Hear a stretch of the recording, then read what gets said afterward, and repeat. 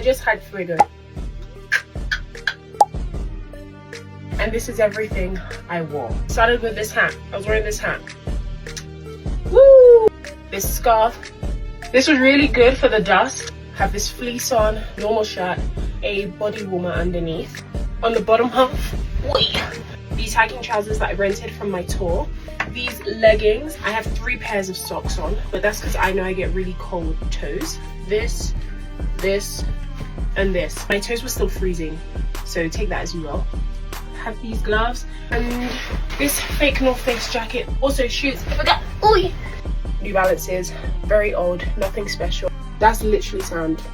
That is everything I wore. Bye, fuego!